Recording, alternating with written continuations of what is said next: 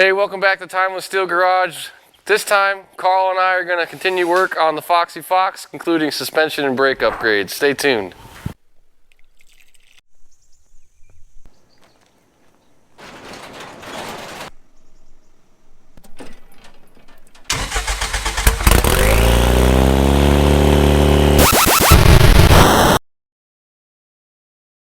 Okay, we got new hardware in the kmember, factory style hardware. All bolted in. Kmember is officially done. Moving on to suspension. Well, this is the project that keeps on giving. So, well, we knew it wasn't going to be this easy. It was going to be as easy as the other day. No, well, I think these knuckles are off the next generation Mustang 94 and up. 99 and up. And so is that steering rack. And they require the knuckle to be drilled out to 5/8. So that's been done. And then also we've discovered that the inner tie rod ends on the steering rack are too long. So we got to go to the Fox body steering rack length so that we can thread the Maxim Motorsports tie rod adapters on and they don't stick out 3 feet each side. So that's what happens when you start bolting aftermarket parts on and things, but nothing we can't fix. We'll keep at it. Ooh wee, there's been some F words in this shop today, but so. Not like family or fun. No, but the other kind. So let's recap for anyone who may be confused. This is an 89 Fox body. It now has a 99 next generation Mustang, those ones that had the 4.6 or whatever in them, steering knuckle on it. It has that same generation steering rack because it was a tighter ratio rack that fixed kind of the dead steering in the Fox body. In order to make this all work, because the kmember was designed for the original Fox body rack, we actually had to take the inner tie rods, or the inner tie rods off the Fox body rack to be able to use the Maxim Motorsports hardware. Now, where it gets weird is That's because the new inner tie rod ends are too wide. yeah. So where it gets weird is the 99 steering rack for a Mustang, the thread pitch is M13 by 1.5. And on the original Fox body, it's 18 standard. So where it gets even weirder is the inside of the rack on the 99 is 18 standard. So the inner tie rod from the Fox body original rack threads right onto it.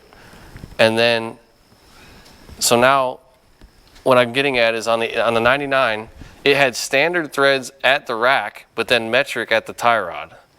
So now it has the original Fox body inner tie rod that if anybody's doing this trick, all you got to do is literally pull your inner tie rod off the old Fox body rack. The 99 generation Mustang, this comes right off. There's no dowel pins in it or anything. You do have to knock the dowel pins out of the inner tie rod off the original Fox body rack. Then you clean everything up, Loctite it, and spin it back on, and it all bolts together. Now, the 99 steering knuckle to run the Maxim Motorsports kit requires you to drill the knuckle to a 5/8 bolt because the tie rod kit they use goes to a trunnion style racing tie rod, which is pretty sweet because once this wheel is up, we'll be able to shim that tie rod end link to be perfectly level so there won't be any bump steer in the car. Right now it's just kind of mocked up, but it has been a frustrating day to get to this point, but now the hard stuff is done. And really the only thing we have left to get the front suspension mocked up is to assemble the coilovers and put them in the car. He's got hyper coil coilover kits with billstein shock struts, whatever, long day. And then we'll have to do sway bar spacer kit with polyurethane end links. But he also has the hubs off the 99 for the 5-lug conversion. That was the whole point of doing that. The better steering ratio, stronger knuckles, 5-lug conversion. So this is, I hope that makes sense. because it's confusing for me to even explain it. But man, it does look pretty cool. This thing's gonna handle like it's on rails after this. So, okay, I'm gonna get a Mick Ultra and I'll be back. Welcome back. Sunday morning, Timeless Steel. I think this car's almost killed us this weekend. We both said a few F words to each other, but anyhow, we got the rear end completely stripped. All of the old suspension, essentially, brakes, axles, kmember, steering, everything is removed from the Fox body. Coilovers are built. He's painting the camber plates, so I can't mount those yet. That's the only thing left to go on the front end, and we got to lower the sway bar down. It's got some sway bar spacer plates and end links that have to go on. We're working on taking the passenger side shock out right now. I already took the drum brakes off and all that. Got to put the rear coils, struts together, and then put those on the car. Basically, it gets rid of the Fox body spring and shock and goes to just a coilover where the shock used to mount. Comes with a reinforcement bracket for this side, and if you've already got the track bar, you don't need the bracket for the other side. Saved the brake lines. They didn't twist up. That was nice. The seals and the bearings we already replaced, and a pile of garbage is growing, but this is all old Fox body right here. And we took the wheel wells out of the front to make clearance for the new tires. Remains to be seen. It's a lot more room in there, but it remains to be seen how much clearancing we're gonna have to do back here. I think we might have to massage this with the old hammer and wood trick. The exhaust might not clear either, but we'll see. 30 minutes, paint done. Sorry. Paint's done.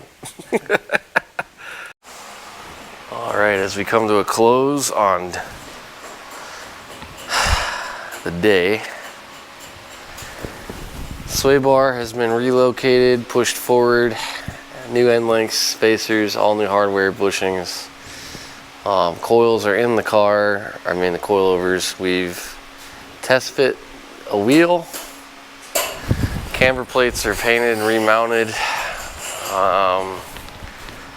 Rear suspension was completely removed, and now we've converted to a coilover in the rear, which uses the factory mounting locations for just the shocks.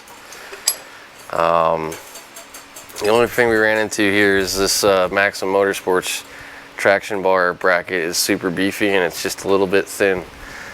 So getting the shock in there with the bushings was not fun, but quite a lot cleaned up back here. No more coils. Rear drums are off.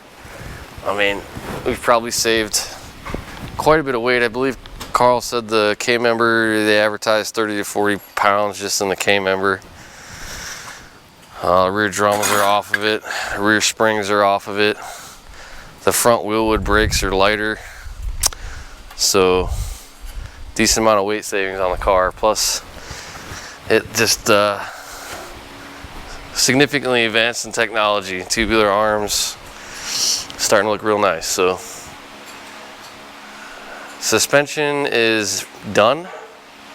As far as being loosely installed, I'll torque everything when it's on its wheels. Now next step will be moving into the Wilwood front and rear disc brake kits, which we've already figured out the front brakes, they don't come with new brake lines, so he's got to order brake lines. But before I can put the rear end back together, I need to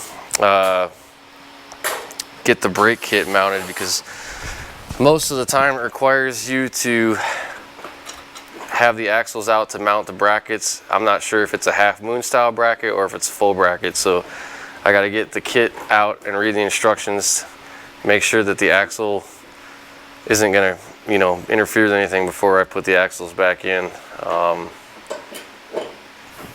And then other than that, it should pretty much be rebuild the rear end, put all the brakes on, and then the suspension and brakes will be done. Here's a sneak peek. Look at these bad boys. That is a massive 6-piston caliper compared to the, I think he had already upgraded these, but they're basically stock Fox Ford calipers there.